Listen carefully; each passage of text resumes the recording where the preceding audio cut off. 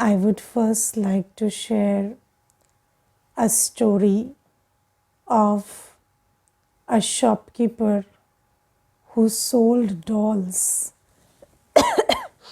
and in that shop there were three varieties of dolls, and the only difference between them apparently was their price, and they looked the same, but one was priced 10,000, another was priced at 1,000 rupees, and the third one was 10 rupees. So, but they looked the same. And then there was this person who went to the shop and he said, I want to buy a doll. So the shopkeeper showed all the three options. And then this person said, what is the difference between the three? They all look the same. Why is this 10,000, this 1,000 and this 100? I cannot spot any difference. So the person said the difference is not external, it's internal. So he said, what is the internal difference? So he said, for the 100 rupees doll you take, or the 10 rupees, you insert a thread in one ear and it comes out of the other ear. And for the 1,000 rupee one, you insert a thread in one ear, it comes out of the mouth. And the third one, you insert a thread in one ear and it goes to the head. So that's the difference. So for the first one, you tell something to the doll, then the doll will just let it out from the other ear. And the second one will just listen and speak, but not act accordingly. No imbibing. And the third one imbibes completely. Now you can understand that this is a spiritual story. And Baba is also asking us today in the Murli to be the third doll. So Baba says, be the one who imbibes. Because if there is a hole in the intellect, then all the gyan that you listen just drips out and you don't imbibe anything. So you have to ask yourself, which doll am I? Am I the one who imbibes?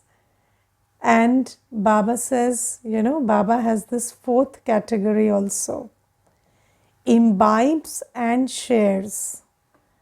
So Baba says you have to first imbibe whatever I teach you, and then you have to donate these imperishable jewels of knowledge. So you have to imbibe the jewels of knowledge, and then you have to donate it also with the mouth. And Baba tells us this method, which is the method to become full with the jewels of knowledge. And how do we become full? So you see, wherever there is emptiness, so the spiritual emptiness is the reason for all the suffering and the pain and everything. And we have now understood that we are going through a spiritual problem while attempting to find numerous physical solutions to it. But it is all a matter of spiritual emptiness. I will share one incident with you. So there is this little girl who comes to the center, and when she came, she told me that she was 16 when she stopped eating, and she became anorexic. So she fretted so much about her weight that she completely stopped eating. and then she reduced to some 30 kilos. And then it was a bad state, and then she was hospitalized and everything. And then she started taking, so there was psychiatric treatment and all. And then the situation completely changed. Then the anorexia changed into bulimia. And now she's just eating and eating and eating. And then she can't stop that. So she came with that condition, and she would tell me in every session, she would at least tell me 20 times, I have an eating disorder, I have an eating disorder. And then I told her, it's not an eating disorder, it's a thinking disorder. Everything is in the mind. You are not thinking right. It's not eating. The manifestation is eating, but it's the thinking disorder. And then she started learning about vices, lust, anger, ego, attachment, greed. And then she started telling me, Didi, I did some reflection, and now I understand that my problem is ego. I want to fit in, I feel less than sometimes based on this, the ego in the world. And then I want to fit in, so I'm making these desperate attempts. And then she also started learning about how, this ego doesn't have a physical solution. It's not like if 10 people tell you you're beautiful, you'll start believing you're beautiful. Yes, for a temporary period you will. But then after that, when somebody, even if somebody is not speaking out that you are the opposite of beautiful, they are just looking at you in a certain way, and you start getting the message that maybe they are saying, I'm not okay. And then that whole happiness will drip. And when she started understanding all these things, and then I told her another thing that, if you don't give your mind enough to think about, then it will go on these directions, how am I looking, and food, and this and that. So she started working on herself.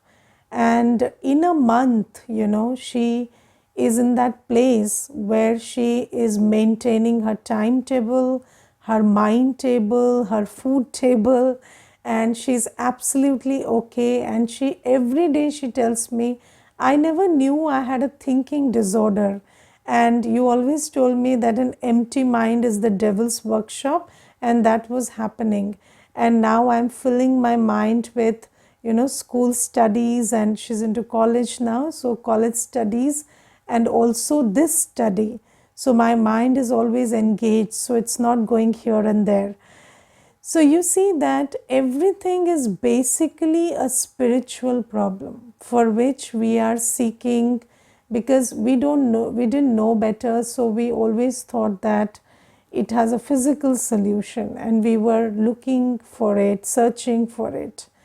Now Baba tells us that it is spiritual emptiness which is reflected in bad behavior, in desires, in picking sorrow, picking insult. All of that is happening because of a spiritual problem. And then Baba tells us that when you start imbibing gyan, and when you start paying attention to what I'm teaching you, and you start doing as I say, so every subject. So Baba says this whole study has 4 subjects, and you start paying attention to knowing the knowledge every day, studying the knowledge every day, meditating, sitting in silence and drawing energy, light and love from Baba, and then paying attention to your divine traits. So speaking softly, or eating like a deity. So you start paying attention to these divine virtues, and then to seva.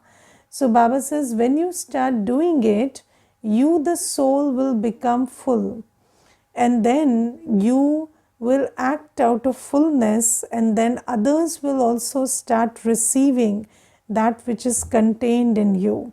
So Baba says your attention has to be on becoming full and donating these jewels of knowledge with love, with yoga power.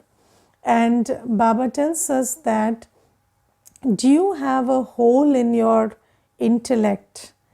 And if there is a hole in the intellect, then you will listen to all this gyan, which is about spiritual elevation, but you will not imbibe it, and you will think that, only listening will help. So I have seen that, there are people who come with desire in their heart, greed in their heart, and that greed is like a hole in the intellect, and everything that they are listening to is not materialized into action, because this greed tells them that, okay, knowledge is fine, I listen to the Murli, but where is the money? So why am I not doing well in business? And money matters. Okay, knowledge is good, I am remembering Baba, Baba is with me, but where is the money? So you see that these vices, they are the ones who are acting like holes in the intellect. And Baba says that you need to plug in those holes. And Baba says, how do you do that? By taking care of overcoming vices. So, whenever you have a thought based on vice, you have to again reinforce that I am a soul, and this vice is just a reflection of my of my inner emptiness. So although the vice will tell you that all this knowledge that you're taking is useless and only money can make you feel better, but you have to tell the vice that no, it's not like that. It's the spiritual emptiness which is being reflected in greed. So Baba says that you have to start overcoming vices. And second thing Baba says is, you have to become Roop Basant. You have to have yoga with Baba. So the more yoga power we accumulate, the more the hole in the intellect is going away. And then there is the discipline that Baba teaches us. Yes, so Baba says everything matters. Sometimes children don't give a lot of importance to the disciplines that Baba teaches us. And I have seen that, when children take the course, it is told to them that try to get up early in the morning. But, they just reject it, saying that, maybe this is for old practitioners and not me. So this is for people who have been in Gyan for 5 years, 10 years, and this teaching is not for me. But the thing is, if it was not for you, you wouldn't have been told. So if you're being told, and it's all coming from Baba, so obviously it is time for you to get up, start getting up early in the morning, and start getting up at Amrit Vela and remember Baba. Or when, when the discipline of food is taught, that eat pure food, or the discipline of regular class, or, a simple discipline like just switch on your video and, listen to the class. These look very simple, but, these are the disciplines that help us not have a bigger hole in the intellect day by day, but that hole gets squeezed day by day. Because what happens is, sometimes we feel that these disciplines don't matter. Let me tell you one simple thing. There is one Mata, and she tells me that she listens to the class every day on YouTube. And I asked her to join the class online, so at the specific time. So 7:30 in the morning, or 5:30 in the evening, or 7:30 in the evening. And then because she was telling me that I'm listening to classes, but there is no improvement. So I told her that you must attend the class with the group and it will help. So she told me, no, but that's not possible. You see, I'm busy at this time and that time, and then I listen to the class at my own time. But the thing is, if you can't make a simple change of, listening to the class at a particular time, then how will you change the deep sanskars that you have? Yes, so do you understand? It's not about it is, you must understand this. It's not about attending the class in a group or individually. It's not about switching on the video or switching off the video. It's about exercising, the inner power to do it. Just overcoming these little things, because you always think that you're doing something by choice. But what we don't understand is the soul is very disempowered, and the soul cannot follow one little discipline. And if we are not able to follow these little disciplines, how do we think we'll go to Satyug and be in that world where all our sanskars are pure? So every discipline that Baba gives you, and I'll tell you one thing, there was this Mata who told me that her husband, when she is in Gyan, so she gets up early in the morning and meditates at 3. So her husband kept telling her, what is the difference between meditating at 3 and meditating at 6? Why are you getting up at 3? Why not at 6? And he kept shouting. And then that mother said, you see, it's not easy to get up at 3. And we are supposed to do that which challenges our sanskar. So you see that one has this sanskar of laziness. Your body is not in your control. And now you want to be the master of the body. So you choose when you want to get up, not the body. Yes, people say that my body is not getting enough rest.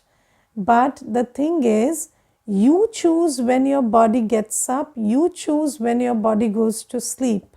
Your body doesn't decide how you feel when you get up, when you sleep. That's the whole challenge. And then she made her husband sit down and explain this to him. She said, it's not about 3 a.m., it's not about 4 a.m. Yes, there are other benefits also. But I am just challenging my sanskar of laziness, and I am making it a point to tell my body that you get up when I ask you to get up. So the husband said, no, but that's not difficult. When you want to get up, you can always get up. So she said, okay, now I challenge you, get up at 3 with me every day. Can you? So he said, yes, I can. Why not? And then he tried. And then it was so difficult for him. And then he said, yeah, I don't know. I don't want to agree with you. But why is it so difficult? He said, I sleep early. I sleep, at 9 we have started sleeping, and then still why can't we get up at 3? What is so difficult about it? So you see that, there is a difference between Satyugi sanskars and Kalyugi sanskars. So when you get up, when you sleep early, get up early, early to bed, early to rise, it's not new. We have heard it since childhood. But early to bed, early to rise is a pure sanskar. And impure sanskar is late to bed, late to rise. But the thing is, we think that, okay, it's only 8 hours, it's only 7 hours. No, you sleep, if you need 6 hours of sleep, 7 hours of sleep, sleep that much. Nobody is asking you not to. Sleep early, get up early. That is Satyugi sanskar. But what we are doing is, we are not understanding why Baba is giving these disciplines. Yes, and Baba says that, you must reach in time, you must be in the class in time, or just like I tell you, switch on the video. Why can't you switch on the video? Ask yourself. Yes, ask yourself, why can't you be presentable and ready in the morning? We have a class at 7:30, and if you're not able to take bath and sit properly in front of the camera and have a class at 7:30, what makes you think you will become a deity? What makes you think you will become a deity in Satyug? Then why are you doing this at all? Why waste your time? Do you get it? So you're just what we say, you're fooling yourself if you think that you are not able to get ready at 7:30 and attend a proper class, and then you think that you will be becoming a deity in Satyug. Then what you're thinking and what you're doing is not matching at all. So these are the things that we need to understand. And you see, if we can't, so Baba says, do some seva, do any seva. So whatever you can, so with your body, mind and wealth, serve the yajna. So do yajna seva, do something for Baba's home and yajna. And you see, we say we can't do this much for Baba's yajna. And just think about, who are we talking about? The one who is giving us time, energy, sustenance, love, nourishment every day. And if we can't give back to the one who is filling us every day, what makes you think you will be able to be loveful to those who demean you and insult you? If you can't love Baba back, if you can't be a donor, you can't be a giver to Baba's home, then what makes you think you will be able to give something to those who are, giving you sorrow and insult and pain? And if you think that you are able to do it, it's because of the attachment and ego and lust that is driving you. It's not altruistic interest. So sometimes I tell you one thing, there was this one brother and he would never do any seva. And then he said, I have completely changed as a person in Gyan. And I said, what have you changed? So he said, my daughter who never follows whatever I say, earlier I used to get very angry on her, and nowadays I'm not angry on her. So I said, even when you were angry, what did you do? And now that you're not angry, what is the difference? So the thing is, you are doing it for your daughter. It's your attachment that's driving you. You don't understand that you're not becoming a deity. It's still attachment that's driving you. You're only applying gyan where you are attached. And you don't understand that you're not applying gyan as gyan should be applied. So this is the thing, you see, that every discipline is important. When Baba says that, get up in the morning, or when Baba says that eat pure food, just think about, Baba has given us some guideline for food. Leave aside how it affects the soul, leave the vibration part, leave everything. That is very important, but let's put that aside for a second. Just this simple discipline that you only eat what is allowed to you. Yes, you are eating what is allowed, not what you feel like eating. This is overcoming your sensual attraction. Yes, you are eating in a disciplined way. This is the method to discipline your organs, your tongue, your mouth. This gets disciplined when you eat in a disciplined way. And I remember there was this one brother, he used to tell me that I like the taste of onion very much. And when I left onion and garlic, I didn't find food very tasty. So I said, yes, the whole purpose is you don't find it tasty. Why do you have to find it tasty?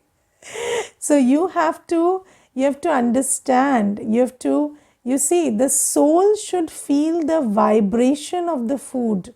The tongue shouldn't feel the taste of the food. Yes, the tongue shouldn't feel the taste of the food. The soul should get the vibration of the food. That's the important thing. In Satyug, will they eat for taste or will they eat what's pure? So, what are we here for? We are creating Satyugi sanskars. And Baba says that, there is this, what is Kalyugi sanskar? Kalyugi sanskar is you like what is not good for you. Kalyug is like that, You always like what is not good for you. And you don't like what is good for you. Yes, people don't like eating salad, fruits. What they like is maida, sugar, salt. Why? Because that's not good for you. So Kalyugi sanskar will always tell you, I like that which is not good for me.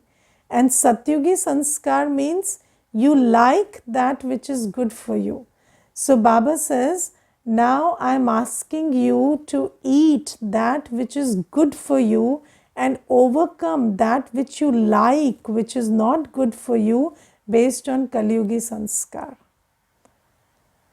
So Baba says every discipline counts. Never take anything less seriously. You see, there are programs arranged by the centers, like there is Bhatti on 18th. So Baba says have the discipline to follow the timetable and the program that is set by the center. So if the program is that the Bhatti starts at 2 a.m. and it finishes at 10 a.m., try to attend the whole Bhatti. Yes, even if you take a break in between, 1 hour, 2 hours, you take some rest also, but try to have your mental clock in consonance with the clock set by the center. Because that is how you discipline. You don't discipline anything by doing it whimsically. So, you want to train your mind, you have to surrender your mind. You have to surrender your mind to the dictates that Baba is giving. You want to discipline your body, you have to surrender your body to Baba. You eat, hear, listen, not according to what you like and want, but according to what Baba tells you. You want to discipline your money, you use it according to Baba's directions. You want to discipline your time, you make a timetable according to Baba's timetable. And in Satyug, we will be in an age of discipline, where everything is very Sato Pradhan and in order. So Baba says, have these disciplines, win over vices, and Baba says that the third thing is become Roop Basant, which is pay attention to study and yoga, and then imbibe the knowledge, donate. Only then will you be able to become full. So don't miss out on any discipline that Baba gives you, because these disciplines will help you go to that world of discipline.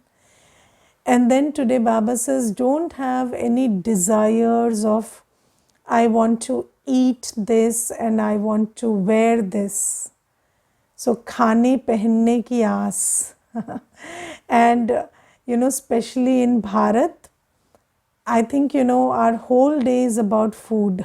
So before sleeping, you think about what will we have for breakfast, and then while eating breakfast, you're thinking about what will we have for lunch, and then while having lunch, you're thinking about what will we have for dinner.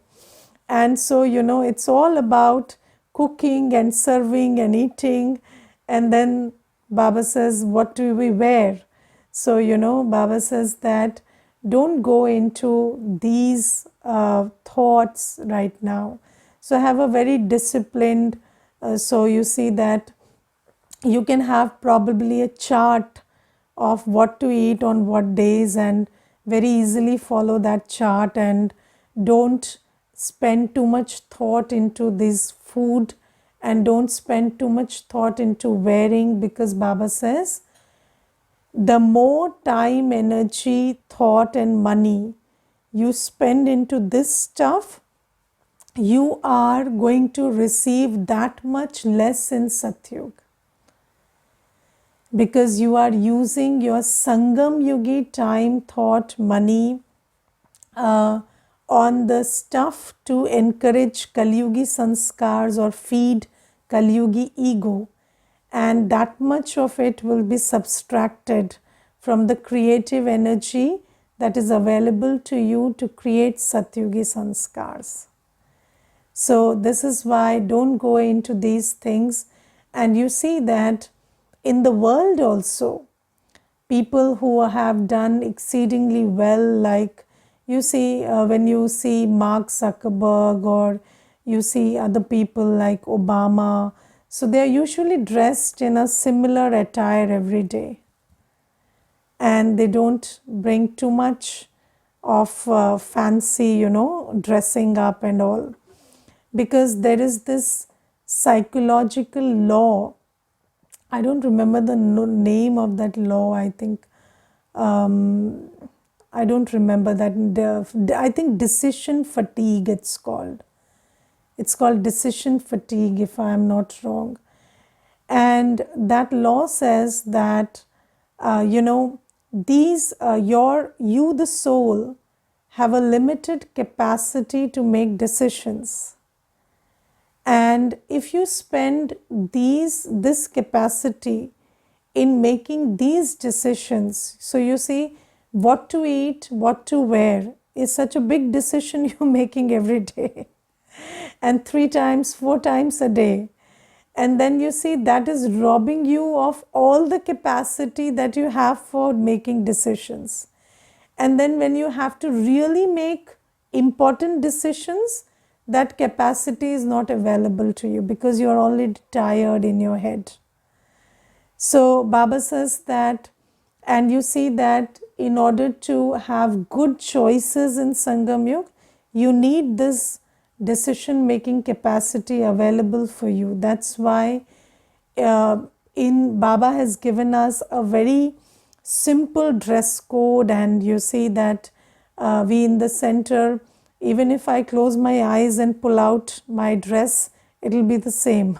So, you don't have to spend any thought in what to wear.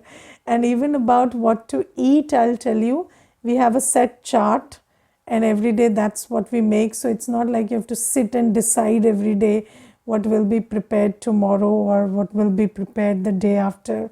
So that helps so much, that this great thought that you have to put into what to eat and what to wear is not robbing you of your decision making capacity. And that is why you can be so much more available to take in what Baba is giving you, and also make decisions about how to do seva and how to be available for other things during the day. So Baba gives us this direction as well. Okay, Om Shanti.